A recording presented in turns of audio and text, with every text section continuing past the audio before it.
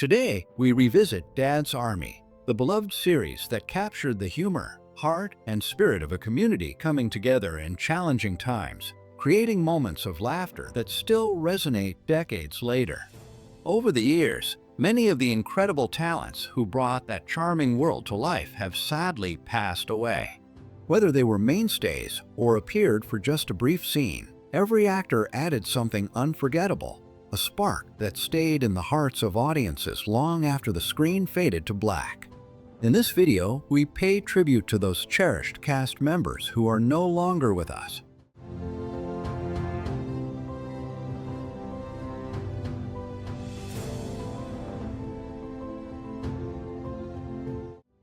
Arthur Lowe, the beloved English actor who brought charm, wit, and extraordinary presence to generations of audiences, passed away on April 15, 1982, at the age of 66, after suffering a sudden and tragic stroke, leaving a void in British comedy that is still felt today. He is best remembered for his iconic portrayal of the pompous, yet deeply human Captain Mainwaring in the BBC sitcom Dad's Army, a character that captured hearts with his mix of authority, pride, and subtle vulnerability, making Lowe a household name and forever entwining him with the golden era of British television comedy. Born on September 22, 1915 in Hayfield, Derbyshire, Lowe was the only child of Arthur and Mary Annie Lowe, and he spent his early years in Manchester, growing up with modest means but surrounded by love and encouragement from his mother. From a young age, he showed a talent for performance,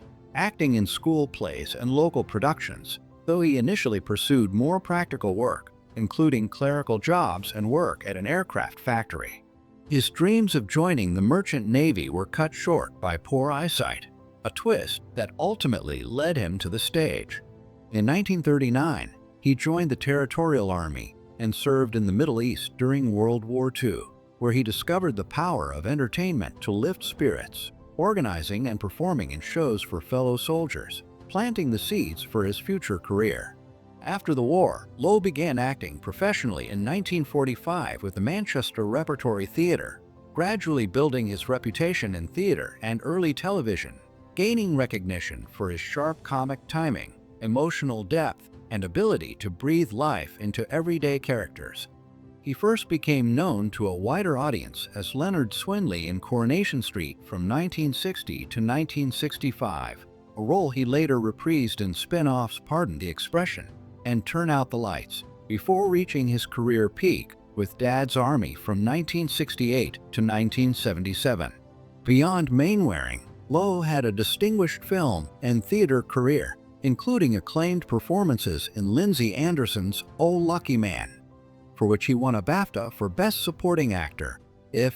The Ruling Class, and numerous West End productions. Though his later years were marked by health struggles, including narcolepsy and heart issues, he remained dedicated to acting, performing tirelessly until his last days. Lowe's sudden passing in his dressing room at the Alexandra Theatre in Birmingham shocked colleagues and fans alike, and his memorial service at St. Martin in the Fields was a poignant farewell attended by those who had admired and loved him. Today, Arthur Lowe is remembered not only as the unforgettable Captain Mainwaring, whose humor and humanity remain timeless, but as a consummate actor whose life story of resilience, talent, and dedication continues to inspire generations of performers and fans alike.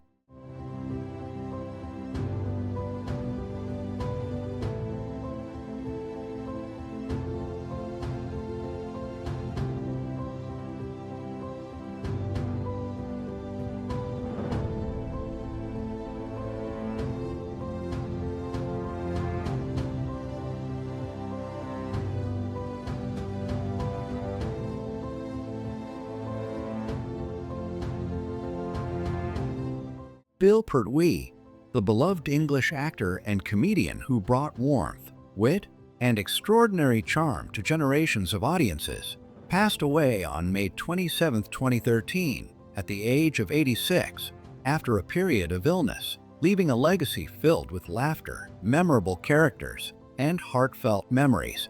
He is most remembered for his iconic role as the grumpy yet comically infuriating Chief Arp Warden William Hodges in Dad's Army, whose catchphrase, "Put that light out,"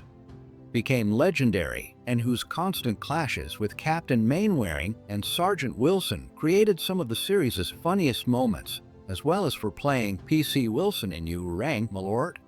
another creation of Jimmy Perry and David Croft.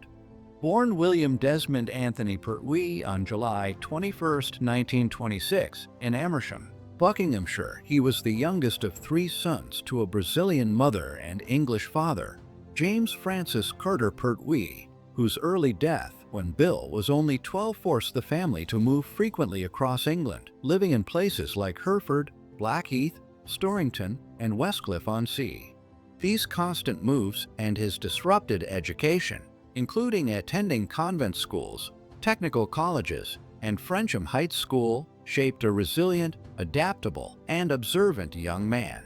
During the Second World War, he worked in a factory making parts for Spitfire cannons and briefly joined the Air Training Corps, but was declared unfit for RAF service due to medication from a swimming accident. Before entering entertainment, he also worked as an accounts clerk at the Stock Exchange and a salesman for Burberry, experiences that gave him insight into everyday people, which he later brought to his comedic roles. Pertwee's career in entertainment began in radio, performing in series such as Beyond Our Ken and Round the Horn, and warming up audiences for television shows where his natural timing and clever humor quickly became apparent. In 1968, he joined Dad's Army, creating the unforgettable Warden Hodges, a character inspired by his childhood memories of real air raid wardens, and played him not only on the original television series, but also in radio adaptations, stage shows, and a feature film, becoming a central figure in one of Britain's most cherished sitcoms.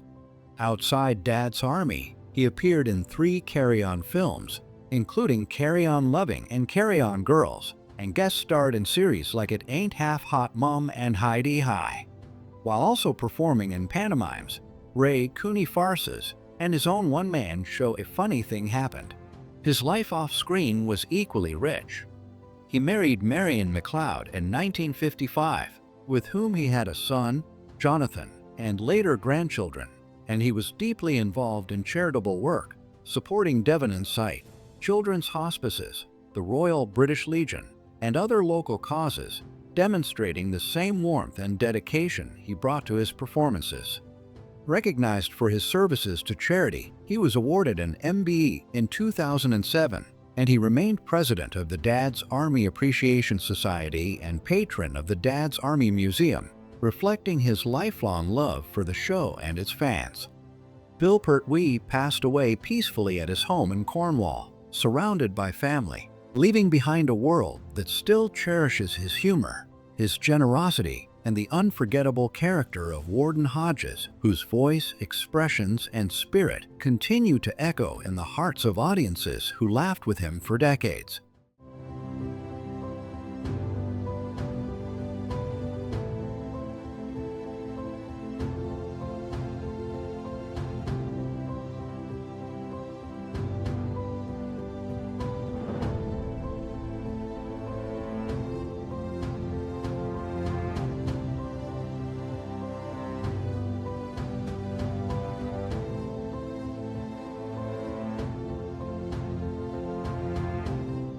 Liz Fraser, the cherished British film actress whose warmth, humor, and unmistakable charm lit up screens for decades, passed away on the 6th of September in 2018 at the age of 88, following complications from surgery related to cancer, leaving behind a legacy of laughter, resilience, and unforgettable performances that continue to inspire. She is fondly remembered in Dad's Army for her role as Mrs. Pike, the devoted and caring mother of Ian Lavender's character Frank Pike, bringing a perfect blend of humor, heart, and everyday realism to the beloved story, making her presence unforgettable in the film adaptation of this iconic television series. Born Elizabeth Joan Winch in Southwark, London, in the summer of 1930, Liz grew up in a modest household, the daughter of a traveling salesman father and a mother who ran a small corner shop. experiencing both love and early loss when her father died while she was only 11.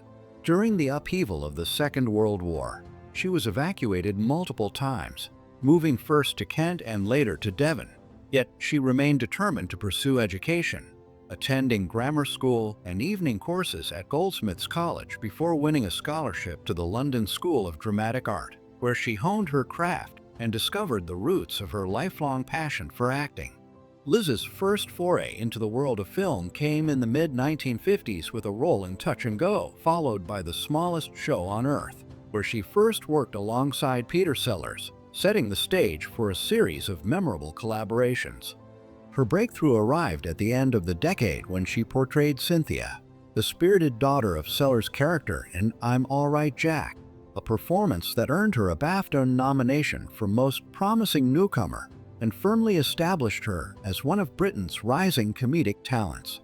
Over the following years, she became a familiar face in British cinema, appearing in several early Carry On films such as Carry On Regardless, Carry On Cruising, and Carry On Cabby, often portraying the playful, lively, and slightly scatterbrained blonde that audiences loved, though typecasting and disagreements with producers temporarily interrupted her work in the series. Fraser's versatility shone through as she explored more dramatic and nuanced roles, including appearances in The Family Way and Up the Junction, and she continued to delight television audiences in series like Hancock's Half Hour, The Avengers, Rumpole of the Bailey, Foyle's War, and eventually Midsummer Murders, demonstrating a rare ability to move seamlessly between comedy and drama. In her personal life, Liz faced both sorrow and triumph, enduring the loss of her second husband, TV director Bill Hitchcock, in the mid-1970s, and surviving a battle with breast cancer that required surgery in the late 1970s, yet she remained resilient, managing her own finances, cultivating a successful property portfolio, and finding joy in bridge, bowls, and caring for her beloved Basset hounds. Liz Fraser's passing marked the end of a remarkable era in British comedy, yet the laughter she inspired, the warmth she brought to every character, and her unforgettable portrayal of Mrs. Pike in Dad's Army ensure that her spirit continues to shine, touching audiences old and new, and reminding us of the brilliance, humanity, and joy she shared with the world throughout her extraordinary life.